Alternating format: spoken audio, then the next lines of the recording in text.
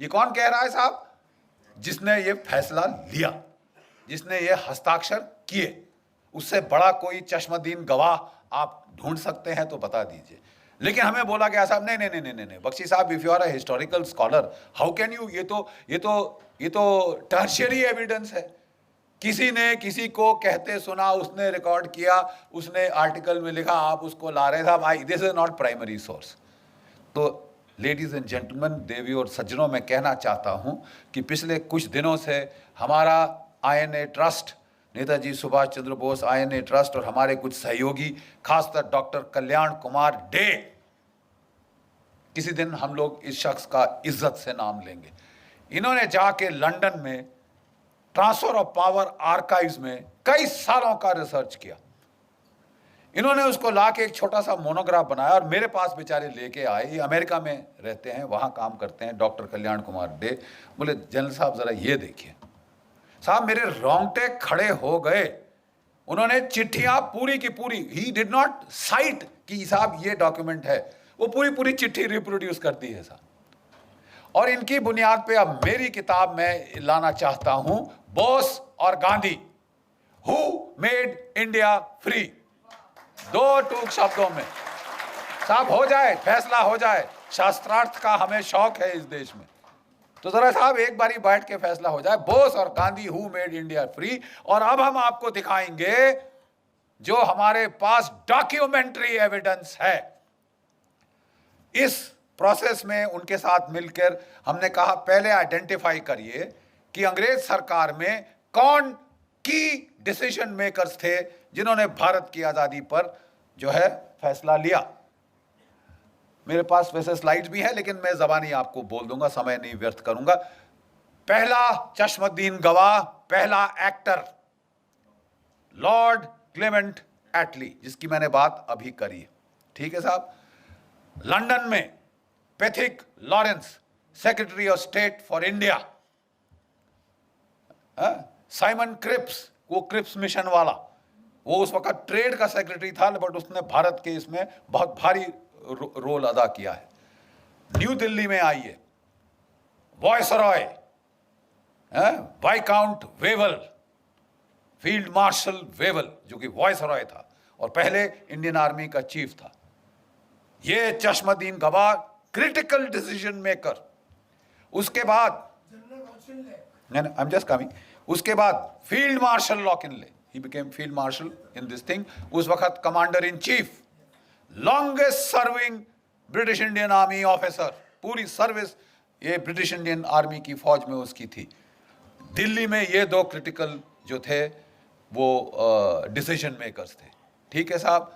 Home secretary Moody शूडी है वगैरह, ये क्रिटिकल, ये जर्नल थे दो, एक दोनों फील्ड मार्शल, सॉरी दोनों के दोनों फील्ड मार्शल बन गए। Governors of the various states of British India, governor of Bengal, governor of North West Frontier Province, governor of Punjab, जब नवंबर 1945 में साहब INA की ट्रायल्स के बाद बवाल खड़ा हुआ इस देश में, बवाल। ठीक है साहब। गदर फैल गया, क्राउड्स, लाखों के क्राउड्स कलकत्ता में निकले। गवर्नर वेस्ट बंगाल रिपोर्ट देता है, हमने फायर खोला, भीड़ थोड़ी देर तक वेवर हुई, फिर दोबारा हमले पे आ गई। अपने लाशों को उठा के साइड करके वो फिर हमले पे आ गए। हमने पहली बार भारतवर्ष में देखा है ये होता हुआ। The crowds would not stop, even when fire was open the crowds did not stop. इस तरह का बवाल वहां पे, मरो या मारो की जो हिंसा की जो लहर फैली थी। ठीक है साहब। उस वक्त के हम आपको इस किताब में पूरे के पूरे जो हैं वो letters from Lord Wavell, from viscount the Wavell to the prime Minister of England, ठीक है साहब, to His Majesty the King, ठीक है साहब, और जो वहां सेक्रेटरी ऑफ स्टेट, उसको जो उन्होंने वहां पे भेजे जो लेटर्स, हम आपको पूरे के पूरे पढ़वाएंगे साहब। और उसके बाद अगर आप मतलब कोई एक गधा है जिसको ये समझ नहीं आएगी कि साहब अंग्रेज गए तो गए क्यों। देखिए साहब, कल्याण डे साहब ने अपनी किताब जो है वो शुरू की है गांधी जी से। 42 में क्विट इंडिया मूवमेंट को उसका नारा लगाया गया।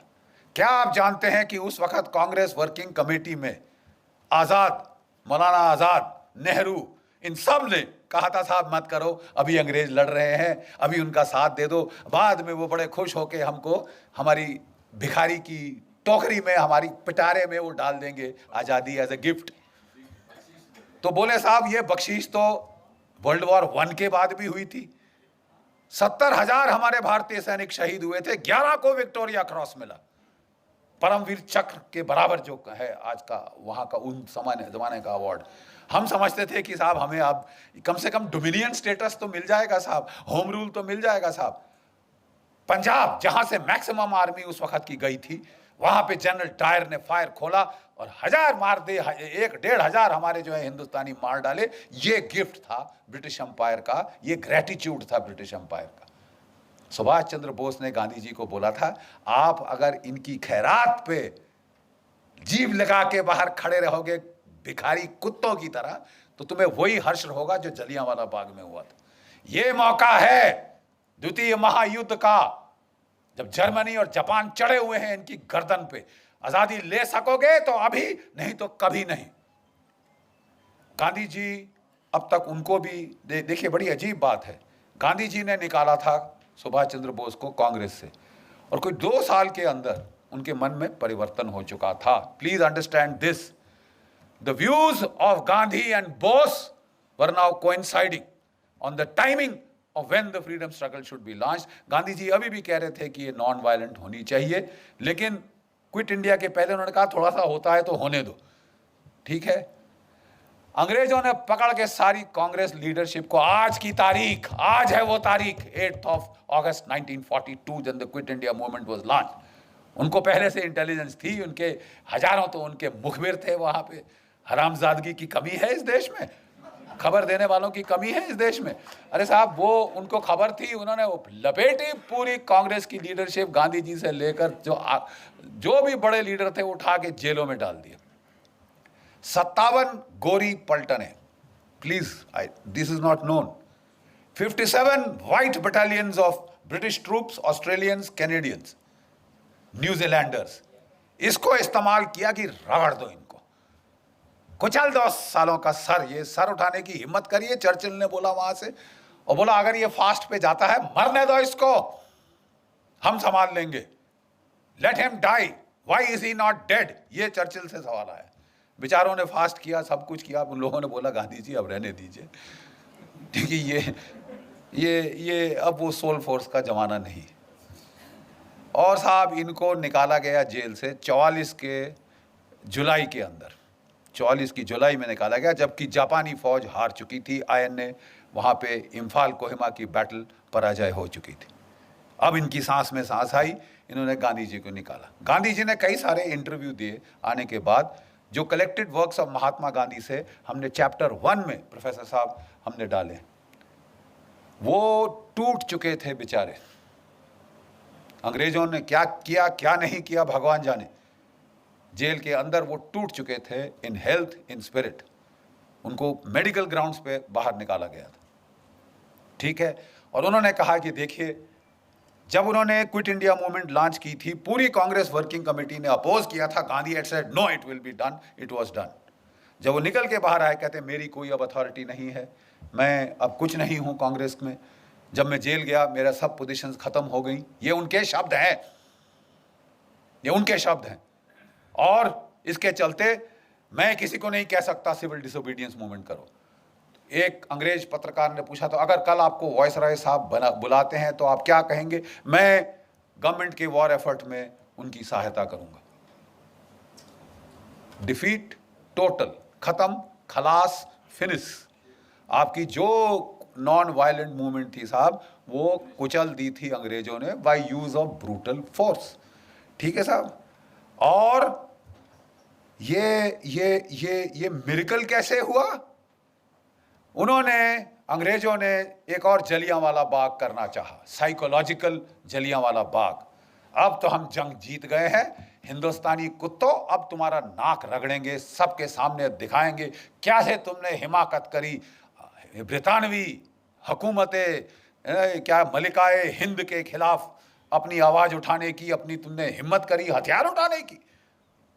तुम्हारा वही हश्र होगा जो 1857 के बाद हुआ था। तुम्हारा वही ट्रायल होगा जहां बहादुर शाह जफर का ट्रायल लाल किले में हुआ था। तुम्हारी नाक रगड़ेंगे, यू ब्राउन डॉग्स। तुम श्वेत लोगों के खिलाफ तुमने हिमाकत करी।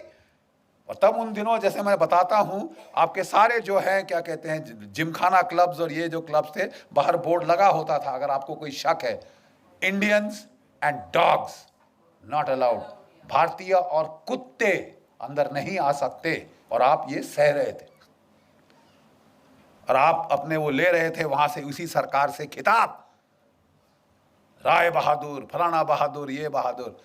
बकवास डरपोक कौम जिसमें लड़ने की क्षमता नहीं, और बड़ी बड़ी बातें करते हो, उसके बाद फलसफा और फिलॉसफी झाड़ते हो। 800 साल तुम्हारी ऐसी तैसी हुई है, एक के बाद एक आताताई ने आके तुम्हारी तबाही कर दी, तुम्हारे मंदिर तोड़ दिए, तुम्हारी नालंदा जलाई तो 3 महीने जलती रही। और वो सब तो छोड़ो, सोने की चिड़िया सारा सोना उठा के सेंट्रल एशिया पहुंचा दिया, और उसको तो भी रहने दीजिए। आपकी इज्जत भी उठा के ले गए, आपकी औरतें बेचने के लिए वेश्या बाजारों में। और उसके बाद तुम शांति की बात करते हो। Are you dead? जो आदमी जिसकी औरत को उठा के बेचा जाए वो शांति की बात करता है। आपको लड़ने का मादा जगाना होगा। और ये जो है, ये जंग, माफ कीजिए, गांधीवाद का जंग, ये बहुत हो चुका। और इसके खिलाफ पहली आवाज उठी थी तो Netaji Subhas Chandra Bose, he is the man, जिसने इसको बोला उठो लड़ो। गीता के पहले अध्याय में भगवान ने क्या कहा है? अर्जुन युद्ध कर। बड़ी बड़ी फिलॉसफी मत झाड़ मेरे को कि साहब अपने भाई को मारूंगा, अपने दादा को मार दूंगा, गुरु को मार दूंगा तो क्या राज्य का फायदा। उन्होंने कहा वो सब ठीक है, लेकिन अगर तू इन्हें नहीं मारेगा अर्जुन, ये तेरे को मार डालेंगे, निर्दयता से तेरी बोटी बोटी काट डालेंगे। समझ गया? अब तू उठ और तू लड़। आपके लिए भी समय आ गया है कि जो क्षात्र भाव है उसको प्लीज जगाइए। जो आपस में तोड़ने की जो आपने जुनून बना रखा है कि हम टुकड़े टुकड़े खुद करेंगे और फिर जेएनयू में चिल्लाएंगे, आप प्लीज जागिए, नहीं तो वाकई ही में आपके टुकड़े टुकड़े होंगे। इसलिए जरूरी है ये जानना, who made us free, Bose और गांधी। क्योंकि आपका जो nature of the Indian state, post colonial Indian state है, किस किस्म की स्टेट पैदा हुई, depends on who got you free and how. आप समझ रहे हैं मैं क्या कह रहा हूं? आपका वजूद आपका प्रेजेंट शेप कर रहा है और आपका फ्यूचर शेप करेगा। And unless you accept the truth, आप साहब बहुत सफर करेंगे, बहुत सफर करेंगे। और ये आपके सिर पे आ रहा है। कोई भी सरकार आ जाए, हथियार नहीं खरीदे जा सकते इस देश में, क्योंकि गांधीवाद है साहब। और साहब 10 साल से एक संत एंटनी थे, उन्होंने कोई हथियार नहीं खरीदा। साहब मैं ना मानूं भाई, मेरे कोई धांधली नहीं होनी चाहिए, मेरी धोती सफेद है। अरे साहब आपकी धोती सफेद है तो हम बुरे हैं क्या साहब? हमको कफन क्यों चढ़ा रहे हैं? ये हथियार चाहिए। 30 साल से बोफर गन के बाद कोई तोप नहीं आई। मिग 21 जहाज 1960 की दशक के हैं, आसमान से टपक रहे हैं। रफाल नहीं आया, एलसीए नहीं आया, पत्थर मार के लड़ेंगे हम। नहीं साहब, कोई धांधली नहीं होगी। जो भी डील करी उन्होंने, उसमें अब बड़े बड़े बिच्छू के डंक निकल के आ रहे हैं साहब ऐसे पीछे। आपने अगस्ता वेस्टलैंड,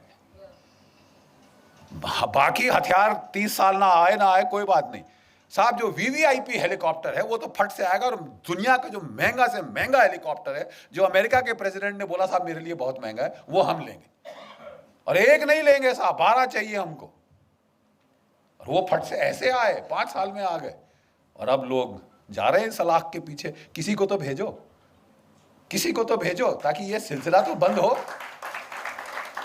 साहब मैं कहना ये चाहता हूं कि आपका वजूद, आपका माहौल बिगाड़ा गया। आज़ादी दिलाई नेताजी ने, उसके हमारे पास डॉक्यूमेंट्री एविडेंस है, और हम इस देश की जनता के सामने अब वो रखने वाले हैं। हम आपको चिट्ठियां पढ़वा देंगे। और कोई हिस्टोरियन को कोई शक है तो साहब हम आपको चिट्ठियां आपके साथ बैठ के पेन के साथ अंडरलाइन करके देंगे। साहब ये जरा पढ़ लीजिए, इसका मतलब क्या है। अंग्रेजी शायद दो मतलब आप निकाल सकते होंगे। We will show you mountains of documentary evidence, क्योंकि पहले हम चुप हो जाते थे कि यार ये हिस्टोरिकली शायद मेरे को रिसर्च मेथडोलॉजी पे फॉल्ट कर रहा है।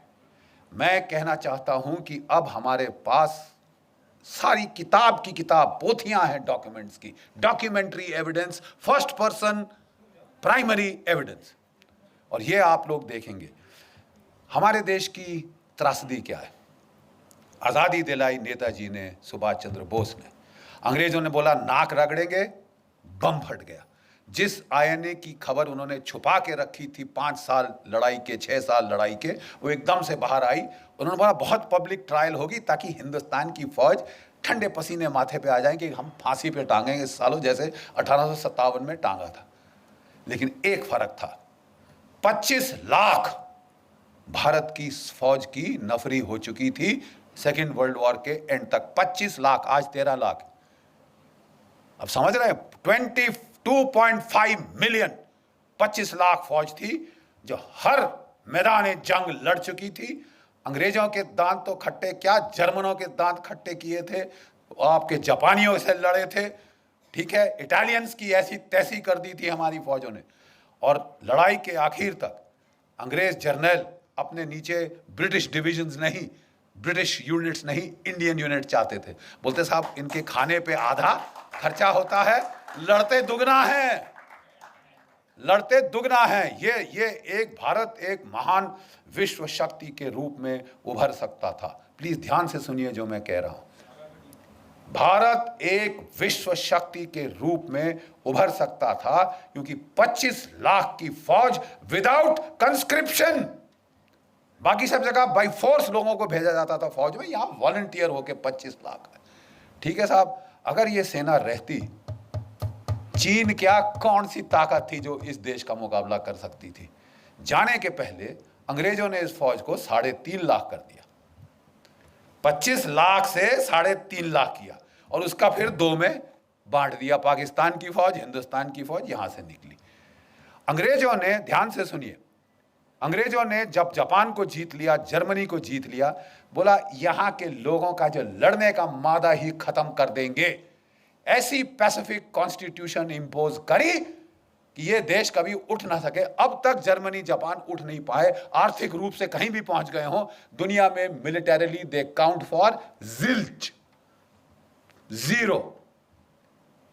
और एक और देश जिसको ये किया गया, ध्यान से सुनिए, वो था भारतवर्ष। 25 लाख की फौज काटी, 3.5 लाख पे लाए, 2 टुकड़े कर दिए और सोने पे सुहागा एक ऐसे बंदे को प्राइम मिनिस्टर चुना, सिलेक्ट किया गया, इलेक्ट नहीं हुआ। कांग्रेस वर्किंग कमेटी ने सरदार पटेल को इलेक्ट किया था। मत भूलिए इतिहास, Sardar Patel was elected by the Congress working committee. अंग्रेजों ने गांधी जी के थ्रू जोर लगवाया, उन्होंने नहीं आप नेहरू को एक्सेप्ट करेंगे। और सब लोग ठीक है महात्मा जी आप कह रहे हैं तो हम कुछ नहीं बोलते। और बहुत नेचुरली खुंदक तो आई होगी सरदार पटेल बेचारों को, इलेक्ट मैं हुआ, सिलेक्ट ये हुए, जैसे इमरान खान हुए हैं बाय द वे। तो साहब एक उनको वो लेके आए नेहरू जी को, और जो हमारा पहला कमांडर इन चीफ था of the British Indian army, वो था जनरल सर रॉय बुचर। उसने कहा मेरा नया बॉस आया है, तो अच्छी नई वर्दी निकाल के, बूट चमका के, टोपी डाल के बेचारा फाइल पकड़ के आया, केन नेल के आया, सैल्यूट किया अपने प्राइम मिनिस्टर को, नौकरी तो बनानी होती है साहब, तो सैल्यूट करके आया साहब। बोले हाँ जी क्या लेके आए जनरल साहब? तो बोले कि साहब ये expansion and modernization plans of the Indian army. General, I don't need an army, this is a peaceful country, I only need the police, who needs you, get out.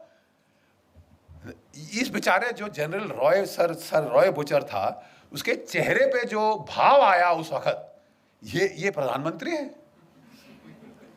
जब वो ऑफिस के बाहर आया तो किसी उसके जूनियर एडीसी ने पूछा सर क्या हो गया, you seem to have seen a ghost. तो वो कहता कि जी ऐसा ही कुछ है। कहता अच्छा मैं तो जा रहा हूं, अभी इनको संभालने दो अपना। अगर सरदार पटेल ना होते, आपकी फौज डिसबैंड कर दी गई होती। Do you know this? दो चीजों ने आपको बचाया, एक पाकिस्तान ने, एक सरदार पटेल ने। पाकिस्तान ने हमला कर दिया, उन्होंने नहीं इंतजार किया, उन्होंने शांति के नारे नहीं लगाए।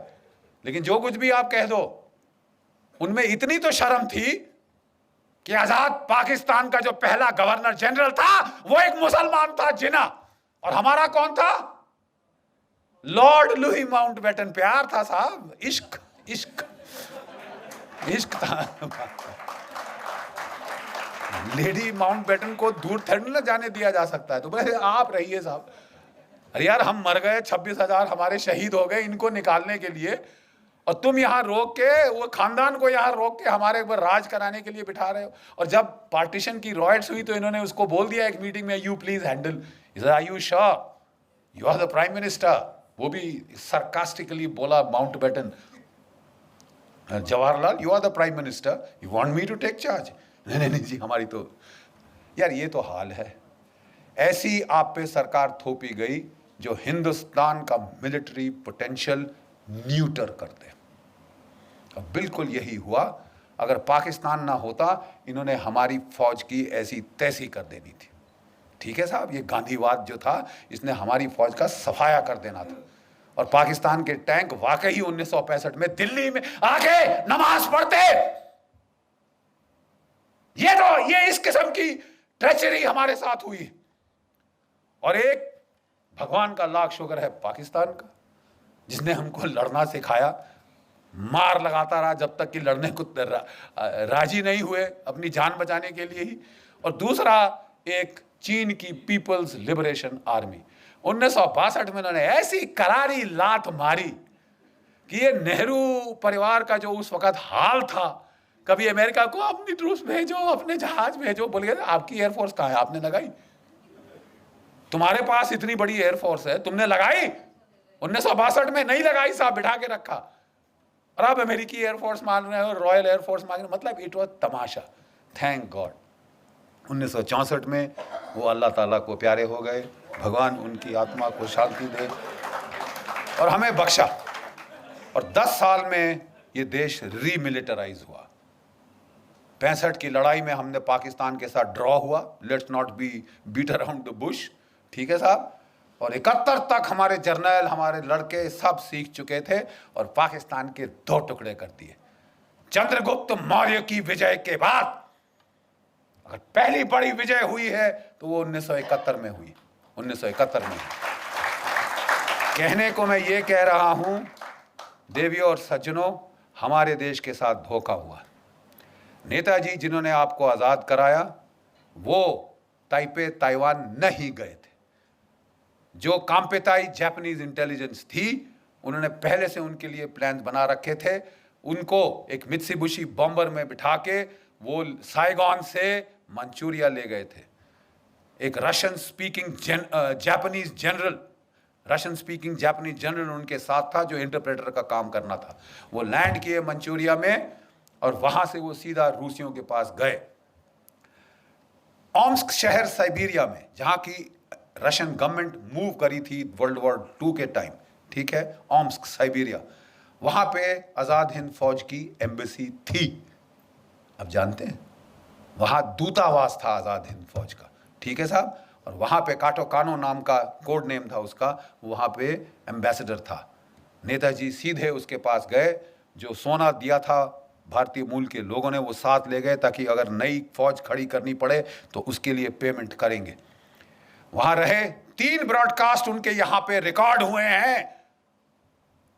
उनके 3 ब्रॉडकास्ट रिकॉर्ड हुए हैं साहब, दिसंबर 1945, जनवरी 1946 और लास्ट ब्रॉडकास्ट रूस से 18 फरवरी 1946।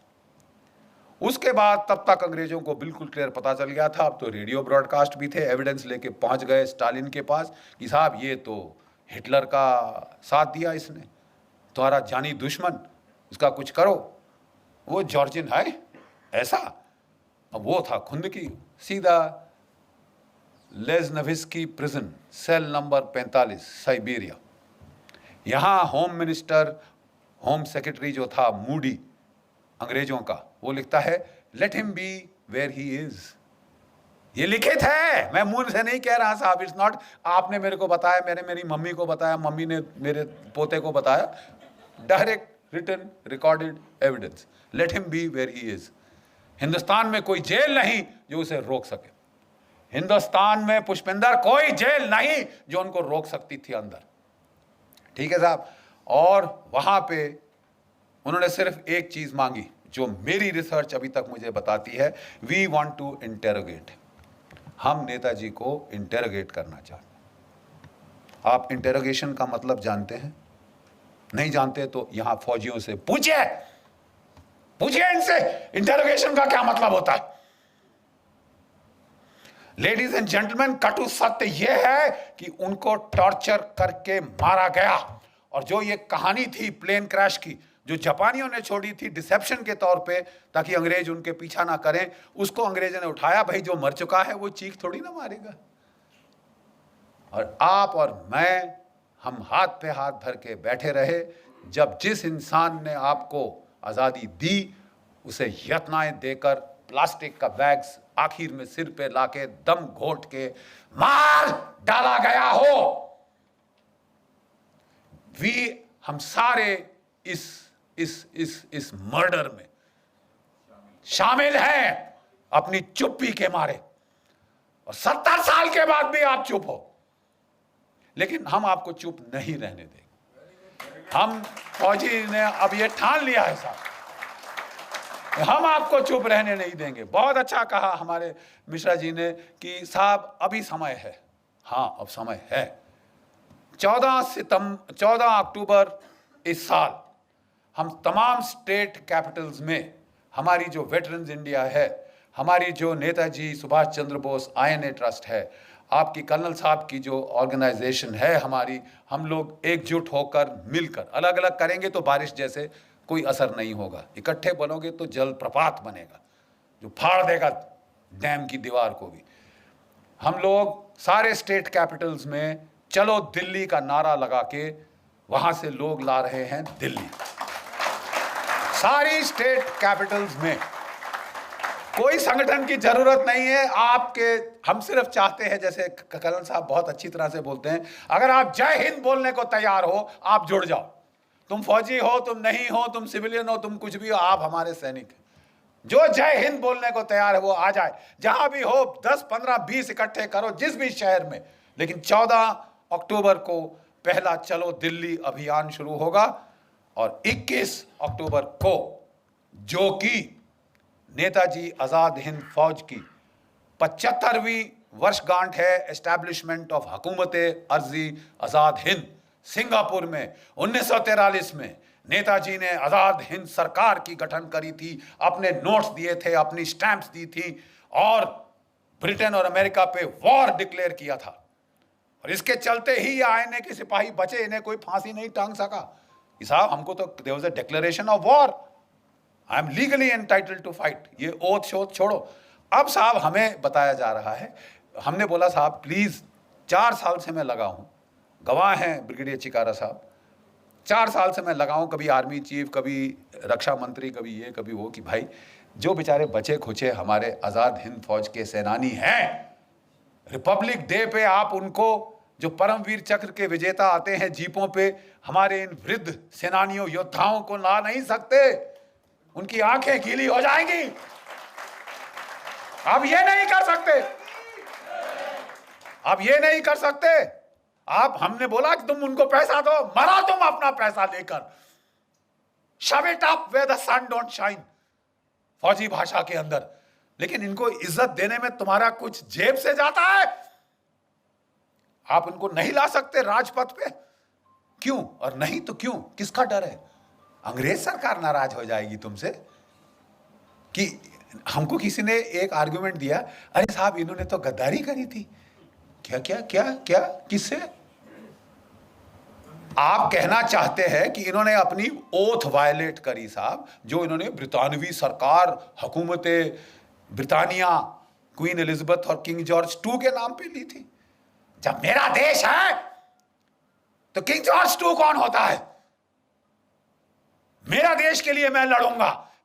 मैं किसी का भाड़े का पिट्ठू नहीं हूं कि मैं अंग्रेज सरकार के लिए अपनी ओथ पे मैं कायम रहूंगा। अगर मेरे देश का सवाल है, भाड़ में गई तेरी ओथ, मैं ये लेके ऐसे पांव से कुचलता हूं, अभी लिखी तेरी ओथ। आप कह रहे हो कि 70 साल आजादी के बाद 71वें साल में तुम INA के वेटरन्स को रिपब्लिक डे परेड पे नहीं ला सकते। चलिए साहब, यही बात रही। हम साहब रहे बेवकूफ आम हिंदुस्तानी, बड़े बड़े शातिर दिमाग सारे हमारी सरकारों में बैठे हैं, और वो हमें कह रहे हैं तुम बेवकूफ हो। हाँ साहब, हम बेवकूफ हैं, but we are emotional bloody fools. और हम देखेंगे कि आप लाओगे। You will get the INA veterans on parade, otherwise Dr. Subramaniam Swamy and I, we will take you to court. आपको सिर्फ कोर्ट की भाषा समझ आती है। और उसके पहले हमारी आपसे हाथ जोड़कर विनती है, आप एक हैं यहां, आपके परिवार जन 10, 15, 12 बड़े बड़े परिवार हैं भारतवर्ष में, आप प्लीज सबको लेके आइए। 21 अक्टूबर को हमने सरकार से मांग करी है कि सरकार एक फंक्शन करे, या प्रधानमंत्री जी या राष्ट्रपति जी तिरंगे झंडे को लहराएं on the 75th anniversary of Hukumat Azad Hind formation. लेकिन अगर कुछ नहीं हुआ तो आप समझते हैं कि ये खाली चला जाएगा? जी नहीं, हम करेंगे, हम याद करेंगे। We will not forget and we will not forgive. हम भूलेंगे नहीं और हम कभी माफ नहीं करेंगे। जो गद्दारी तुमने करी है, जिसे तुम छुपा रहे हो, क्योंकि कितने सारे नौकरशाहों का, कितने सारे इंटेलिजेंस ब्यूरोज के चीफ का नाम आज कीचड़ में होगा अगर असलियत आ जाए सामने। आप छुपा रहे हो, लेकिन आप हमेशा के लिए नहीं छुपा सकते। जितना ज्यादा छुपाओगे, ये अंदर राक्षस तुम्हारी पेट में बढ़ेगा और ये फूट के बाहर निकलेगा। और जनता का जब समुदाय यहां आ जाएगा, the voice of the people is the voice of God. आपकी जन साधारण की आवाज भगवान की आवाज। आप प्लीज एकत्रित होइए और 21 अक्टूबर को अगर सरकार कुछ नहीं करती, इंडिया गेट पे हम इकट्ठे हो रहे हैं। अच्छे खुले मैदान हैं, जितने मर्जी आप चाहते हैं आप वहां ला सकते हैं। आइए हमारे साथ जुड़ जाइए और ज़रा अपनी आवाज़ उठाइए। आप today you are empowered by the net. आपकी आवाज़ सिर्फ आपके घर के 4 दीवारी तक नहीं रहेगी। ज़रा नेट के बटन दबाइए और इस आवाज़ को, इस चीख को आप प्लीज़ पूरे देश, पूरे भारतवर्ष में फैला दीजिए। आखिरी में मैं सिपाही हूं और एक सिपाही की तरह अंत करना चाहूँगा। Pushpinder, sorry for taking your time, but जब भी हमारी पलटनें हमले के लिए जाती थी तो वो जोर से एक बार पलटन का जंगी नारा दहाड़ती थी, और दहाड़ इतनी जोर से कि पहाड़ से पत्थर मैंने गिरते देखे हैं कारगिल की ऊंचाइयों से, और दुश्मन के दिल दहल जाते हैं, क्योंकि इस दहाड़ का मतलब है हम आ रहे हैं सालो, we are coming to get you. आप लोग मेरी पलटन की याद ताज़ा कर देंगे मेरे साथ, इस बुड्ढे के साथ। आइए मेरे साथ जरा देखें, इस बुड्ढे में ज़्यादा जोश है या आप में? जय